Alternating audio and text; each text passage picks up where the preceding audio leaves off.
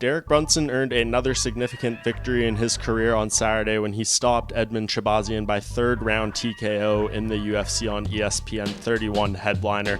A solid performance from Brunson all around. His experience and understanding of the moment, his composure really shined through in this fight. He was able to break down Shahbazyan over the course of the fight, get the stoppage early in the third round, and he has now won 3 in a row in the middleweight division. I think it is time for Brunson to get a little bit of the respect he was getting earlier in his career when he was on a nice winning streak there with all the first round knockouts.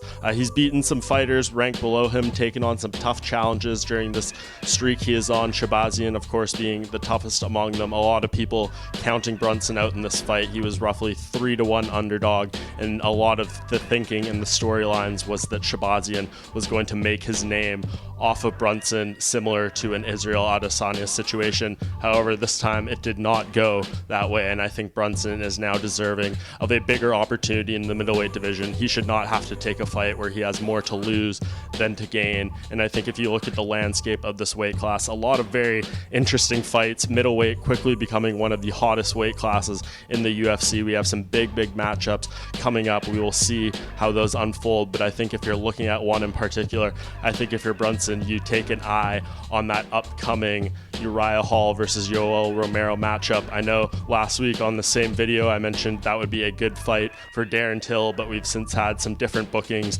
Robert Whittaker versus Jared Cannonier. It seems like Till and Jack Hermanson are angling for a fight, so I think that leaves an opening for Brunson to look at that Hall versus Romero winner.